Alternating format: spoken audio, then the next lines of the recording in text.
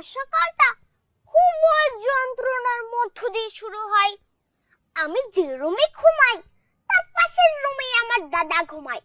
আমার দাদা বয়সের ভারে হাঁটা চলা করতে পারে না, তো পাশের রুম থেকে একটু পর পর আমাকে ডাকতে থাকবে, বলবে মাইরা, এ মাইরা, উজু কইরা খায় দাঁড়ালো একটু আসি, কোরআন শরীফ পড়াটা শিখ, নাইলে তোরে বিয়া দেমে কিবা মানছে কইব সেইটা হলো কোরআন শরীফ পড়াটা পারে না।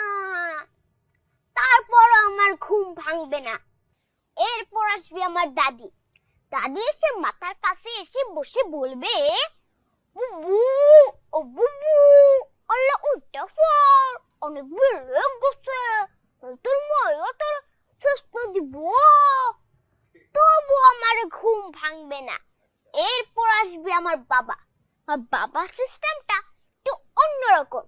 এসেই কম্বল ধরে টানবে, পায়ে কাতুকুতু দিবে, মুখে পানি ছিটা দিবে, তবু আমার ঘুম ভাঙবে না।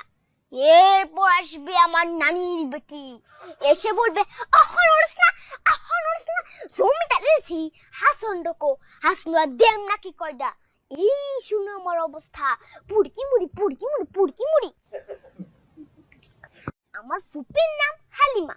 আমি একদিন আমার ফুপিকে বললাম, জানা তোমার নামটা তোমার লগে একদম জানা। আমরা জানি প্রতি 4টা জিনিস খালি, তোমার ফুলাফান নিল 2টা, তাইলে তুমি হালিমা কেমন হইলা? আমার কাকা একদিন সোফায় বসে বসে বিড়ি ফুঁকছিল আর টিভি দেখছিল। আমি তখন কাকার কাছে গিয়ে বললাম, সিরিয়াসলি বললাম, কাকা সব খাইও না, তা বালা না, তা খাইলে ফুসফুস নষ্ট হয়ে যা, আর ক্যান্সার আর মানুষ তাড়াতাড়ি বুড়ে যা। সে আমাকে কি উত্তর দিল আপনারা জানেন? বেশি পণ্ডিতি করিস না, বেশি পণ্ডিতি আমার ভালো লাগে না। আমি এটা সিগারেট খাইতাছি না, আমি এটা কয়েল জ্বালাইছি, কয়েলের দোয়াদা ফেরের ভিতরে মশা দিয়ে মারতাছি। আমার মা সবকিছুতে শুধু না না না করে। খেলতে গেলে না, ঘুরতে গেলে না, টিভি দেখতে গেলে না, সবকিছুতে আমার মা শুধু না না না।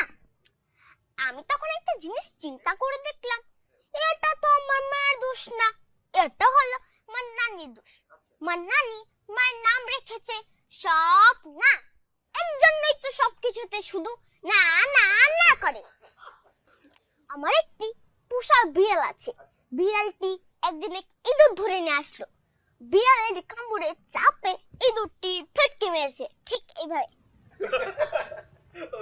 আমি তখন একটা জিনিস চিন্তা করে দেখলাম, ইঁদুরের দাঁত আর আমার দাঁত সেম সেম, তারও সামনে 2টা বড়, আমারও সামনে 2টা বড়, দেখেন দেখেন। আরো একটা জিনিস চিন্তা করে দেখলাম, আমার মা যখন আমাকে ঘাড় ধরে কেলানি দেয়, তখন আমার অবস্থাটাও ইঁদুরের মতোই হয়।